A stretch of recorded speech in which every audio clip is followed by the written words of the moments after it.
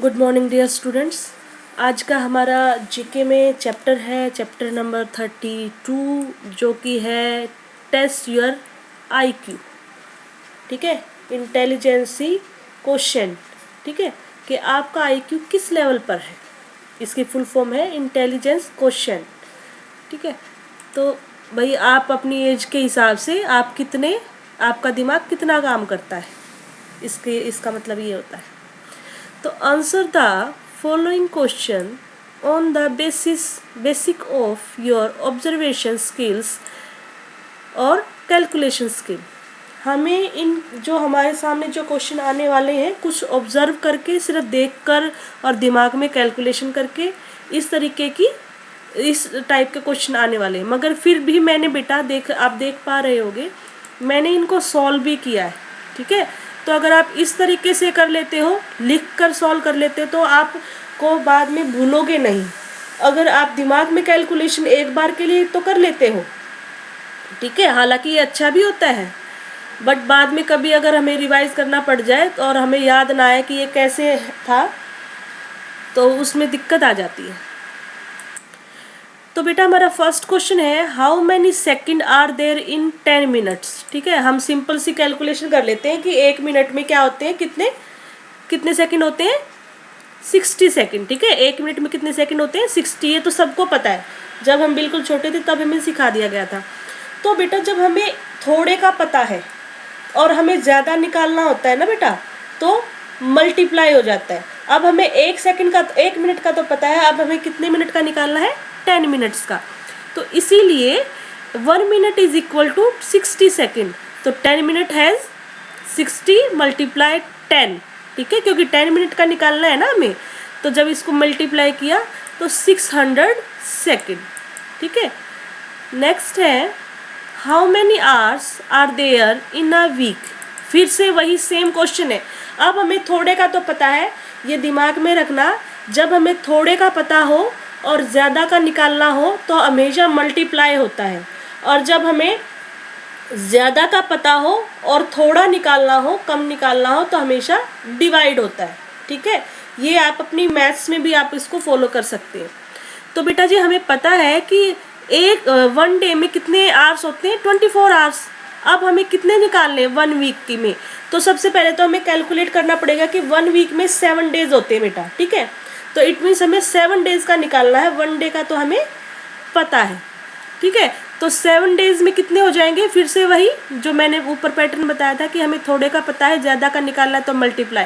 तो 24 मल्टीप्लाई 7, जब इसको मल्टीप्लाई किया तो आंसर आया 168। इट मीन्स 1 वीक में कितने आवर्स हो जाएंगे बेटा, 168। अब इस तरीके से ना आप थोड़े दिन के भी निकाल सकते हो। मान लीजिए मैंने कह दिया कि एक दिन, how many hours there in a, आप लगा सकते हो 2 डेज, 3 डेज के निकाल सकते हो। तो जहाँ पर हमने 7 से मल्टीप्लाई किया है ना, वहाँ पर आप उस नंबर से मल्टीप्लाई कर सकते हो। मैं ये पूछ लूँ कि 15 डेज में कितने आवर्स हो जाएंगे, तो वहाँ पर 15 से मल्टीप्लाई कर दोगे 24 को। ठीक है, तो आप कम ज़्यादा का भी निकाल सकते हो। फिर उसके बाद देखो, a man earns 3000 per month and save ₹600। ठीक है भाई, एक व्यक्ति है जिसकी सैलरी है 3000, बट वो कुछ सेव भी करता है, बचाता भी है। कितने, 600 रुपीज़ अपने हर महीने वो बचाता है। अब ये बताया जा रहा है कि वो जो 600 है ना, वो कितना परसेंट है। ये थोड़ा सा जो सम है ये आपके लेवल से ऊपर का है, क्योंकि अभी तक आपने सीखे नहीं है परसेंटेज के सम। फिर भी मैं ये बता देती हूँ कि कोई भी एक जो प्रॉपर जो हमें नंबर दिया गया है उसको हम 100% मानकर चलते हैं बेटा। ठीक है, तो उसको हम 100% मानकर चलते हैं, तो हमें उसका जब बाकी का कोई हिस्सा निकालना पड़ता है, जो बचता है उसका परसेंटेज आ जाता है। फॉर एग्जाम्पल, इस पे सम पे ज़्यादा आप प्रेशर ना डालें, क्योंकि आपके लेवल का है भी नहीं, फिर भी मैं करवा रही हूँ। देखिए यहाँ पर, देखिए यहाँ पर इस तरीके से जो हमारी टोटल वैल्यू थी उसको हमने नीचे रखा और इसको हम मानकर चले हैं 100%। ठीक है, 100 से मल्टीप्लाई किया और निकालना किसका है हमें, 600 का, कि वो 3000 का कितने परसेंट है। तो वो इस तरीके से हमने कैलकुलेशन करने के बाद 20 से 20 कट किया, 10 से 10 कट किया, फिर कुछ इस तरीके से आ गया, इस तरीके से 60/3। तो इसको फिर जब 60 को 3 से डिवाइड किया तो आया 20। तो इट मीन्स जो वो 600 रुपये, जो 600 रुपीज़ वो बचाता था, वो 3000 का कितना परसेंट था बेटा? 20%। ठीक है, यही इसका क्वेश्चन पूछा हुआ था। नेक्स्ट देखो, cross the odd one out. ये आप कर लोगे, ये आपके लेवल का है कि जो अलग है उसको हमें क्रॉस करना था, बट मैंने कर दिया सर्कल, तो कोई दिक्कत नहीं, हमें तो सिर्फ इसको हाईलाइट करना है कि ये है हमारा आंसर। देखिए, रेक्टेंगल, सर्कल, ट्रायंगल और स्क्वायर। अब इनमें से सर्कल कैसे अलग है? आंसर तो तुम्हें दिखाई दे रहा है, क्योंकि वो पॉइंट, क्योंकि उसकी साइड्स नहीं होती, क्योंकि उसकी, आपको बहुत सारे रीज़न, अलग अलग रीज़न जो आपने दिए हैं लगभग सभी सेम है। एक तो ये, इनकी कोई भी कॉर्नर नहीं है, ठीक है, और सर्कल का कोई कॉर्नर नहीं है जबकि बाकी सबके कॉर्नर हैं। दूसरा, इनकी सबकी साइड्स भी हैं बेटा, ठीक है, तो सर्कल की कोई साइड नहीं है, वो एक ही पॉइंट से शुरू होकर वापस उसी पॉइंट पर मिल रहा है, ठीक है, तो इसलिए सर्कल हमारा अलग है। उसके बाद देखो, गार्ड, गार्डनिंग, पोस्टमैन, ड्राइवर, ठीक है। ये गार्डनिंग आंसर क्यों हुआ बेटा? क्योंकि ये सारे तो हैं, मतलब उस पोस्ट के नाम हैं, जैसे गार्ड हो गया, हाउस गार्ड हो गया, पोस्टमैन हो गया, ये उनके प्रोफेशन है, उस पोस्ट का नाम है। ड्राइवर जो बस को चलाएगा वो ड्राइवर हो गया।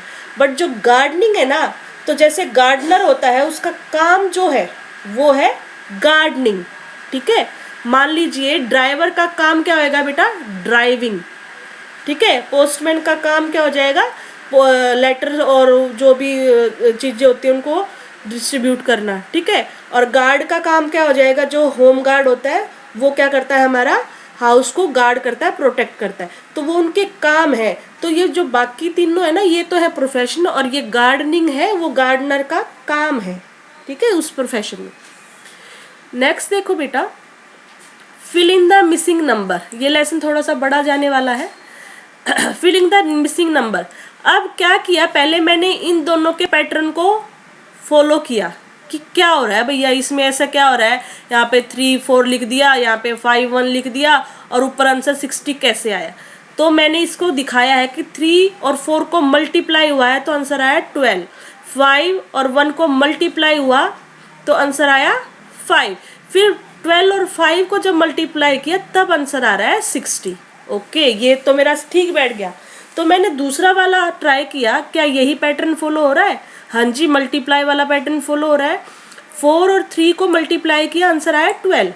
2 और 6 को मल्टीप्लाई किया, आंसर आया 12। 12 और 12 को मल्टीप्लाई किया, आंसर आया 144।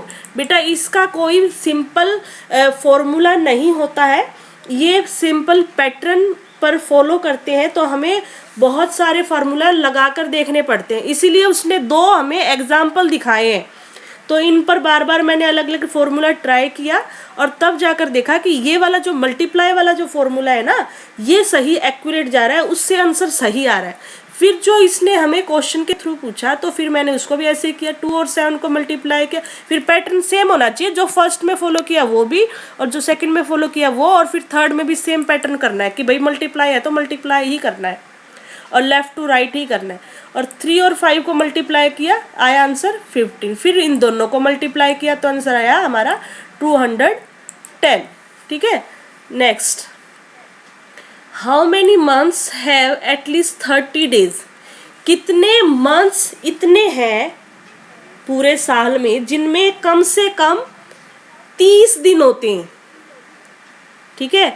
आप फिर वो वाले काउंट करने मत लग जाना कि जनवरी में 31, फरवरी में 28 या 29, फिर मार्च में 13, फिर इसमें ऐसे नहीं काउंट करना, दिमाग लगाओ। How many months have at least, कम से कम 30 दिन। कम से कम 30 दिन तो बेटा हर मंथ में होते हैं, एक फरवरी को छोड़ के, इसीलिए 11 मंथ होते हैं जिनमें कम से कम 30 दिन होते हैं, ठीक है। 12 मंथ्स में से 11 मंथ में 30 दिन सब में ही होते हैं। उसके बाद देखो which two colour paint should mix to get orange. Orange colour कैसे, देखो कैसे बनेगा, रेड और येलो को मिलाने से ही हमारा ऑरेंज कलर बनता है। ठीक है बेटा जी, बेसिक कलर मोस्टली 7 या 5 होते हैं, मोस्टली तो 5 ही होते हैं मगर कहीं कहीं 7 पर भी देखने को मिला। उन्हीं कलर्स को मिक्स करके अलग अलग शेड बनाई जाती है। ठीक है, उन शेड्स को आप ट्राई करना कि इस शेड के साथ इस शेड को मिलाने से क्या बनेगा।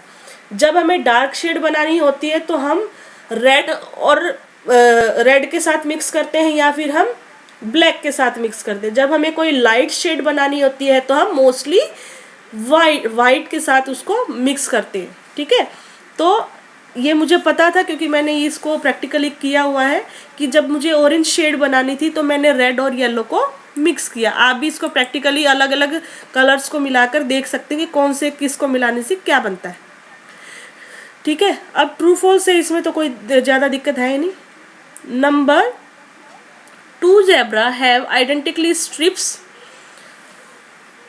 सॉरी नंबर नहीं, नो 2 zebra कि जो जेब्राज, अगर 2 जेब्राज हैं तो क्या उनकी जो स्ट्रिप्स है, जो उनकी लाइन होती है वो हमेशा सेम होती है, आइडेंटिकल होती हैं। आइडेंटिकल का मतलब है सेम, वो है यस, उनकी जो लाइन होती है वो बिल्कुल सेम होती है, जो उनका पैटर्न होता है। नेक्स्ट है only the female mosquito bytes. आपने जब 5th में हो जाओगे तो एक लेसन आएगा मॉस्किटो के ऊपर, साफ सफाई के ऊपर, तो वो आपको बताता है कि जो मलेरिया हो जाता है हमें या कोई और मच्छर के काटने से जो बीमारी होती है तो उसमें जो फीमेल मॉस्किटो होती है ना, उसके काटने से ही हमें मलेरिया होता है।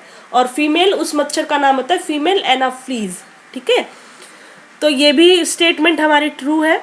उसके बाद है N owl can see even in total darkness. जो उल्लू है वो सिर्फ और सिर्फ बिल्कुल बिल्कुल अंधेरा हो उसी में देख सकता है। अगर थोड़ी सी भी रोशनी होती है ना, थोड़ी सी भी कहीं पर भी, तो वहाँ पर वो देख नहीं सकता। तो ये स्टेटमेंट भी सही है इसकी। नेक्स्ट है carrot grow above the soil.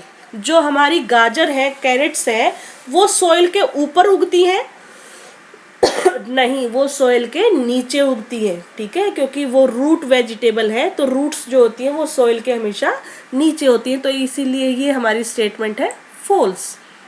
Next number 10 which creature does lord Ganesha ride on. कौन से जीव पर भगवान गणेश राइड करते हैं? कौन से पर? माउस पर। ये तो सिंपल सा क्वेश्चन था। इस क्वेश्चन को अगर आप नहीं समझ पाए तो भले ही छोड़ देना, बट मैंने तो किया है। देखो बेटा, आपने 1s 10s 100 इस तरीके से सम किए होंगे, है ना, 1s 10s 100। तो जब आपसे कोई 1s पूछता है तो आपके सबसे पहला नंबर दिमाग में आता है 0। जब कोई आपसे 10s पूछता है तो आपके सबसे पहला नंबर आता है 1 और 10। जब कोई 100 पूछता है तो आपके दिमाग में आता है 100। ठीक है, तो इसी तरीके से ये कह रहे हैं कि मान लो कि ये जो 1050 अगर आपके पास पैसे हों, ठीक है, तो अगर इनको टेंस में कन्वर्ट किया जाए, देखो इसको मत करना आप, इसको ये जो है ना ये वाला, इनको मत करना। ठीक है, अगर इनको टेंस में कन्वर्ट कर दिया जाए, मान लो कि आपके पास 1050 के पैसे हैं टोटल, अगर इनके 10-10 के नोट बनाए जाए, ठीक है, तो कितने नोट बनेंगे? अब यहाँ पर देखो आ गया जो पहले बता रही थी ना मैं कि भाई कम हो और हमें ज़्यादा बताना हो तो हम मल्टीप्लाई करते हैं, बट यहाँ पर हमें क्या है, हमें ज़्यादा तो दिया हुआ है, 1050 ज़्यादा नंबर है और हमें बताना है कि 10-10 के कितने नोट होंगे अगर उसमें टोटल करें तो वो 1010 ये हमारा छोटा नंबर है, इसीलिए मैंने इसको कर दिया डिवाइड।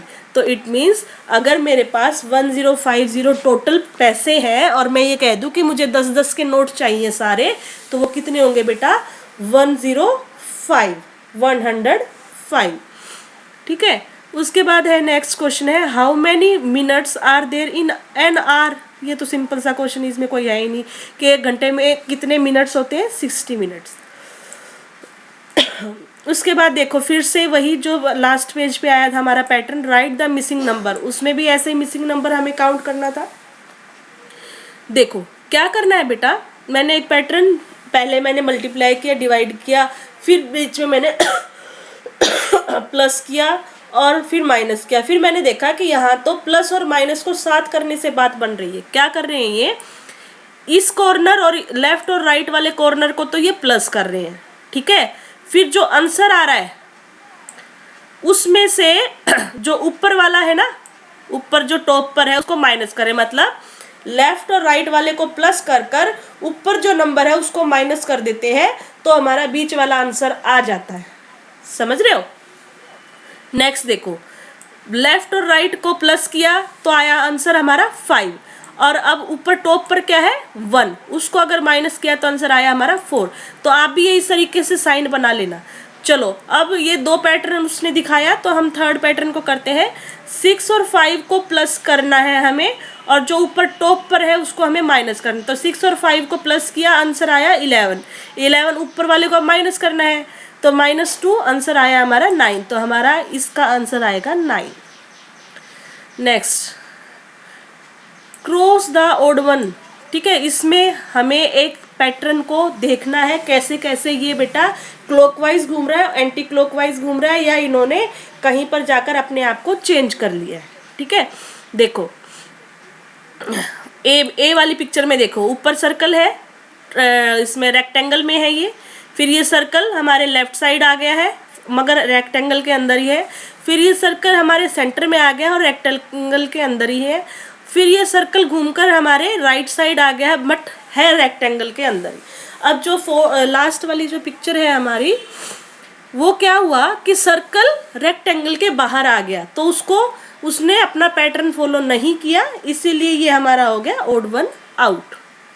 नेक्स्ट देखो बेटा 15, इनमें से क्या अलग है। देखो ये तो पता ही सर्कल अलग है, बट इसमें भी वही थ्योरी काम करेगी कि सब में, सारे के सारे में क्या है एक तो लाइंस का यूज हुआ है सबसे पहले, तो दूसरा कॉर्नर्स है सब में, तीसरा साइड है सब में, ठीक है। तो बट जो सर्कल होता है उसमें कोई भी साइड नहीं है, एक पॉइंट से लेकर उसी पॉइंट पर दोबारा मिला दिया गया है, कोई कॉर्नर नहीं है। नेक्स्ट देखो 16 वाला क्या है, स्क्वायर स्क्वायर डबल है, फिर ये हम तो इसको बोलते थे षटभुज बोलते थे, आपको क्या बोलते हो ये मुझे नहीं पता। हॉरिजॉन्टल कौन सी शेप है ये, हेक्सागन, हेक्सागन शेप है ना, हाँ ये भी डबल डबल है। फिर उसके बाद देखो लास्ट वाली देखो, लास्ट 2, ये भी सर्कल डबल डबल है, ये ट्रायंगल डबल डबल है, बट यहाँ पर देखो दोनों ही शेप है तो डबल, ठीक है, दोनों ही शेप डबल है मगर अलग अलग है, एक ट्रायंगल है और एक स्क्वायर है। तो बेटा जी ये था हमारा लेसन नंबर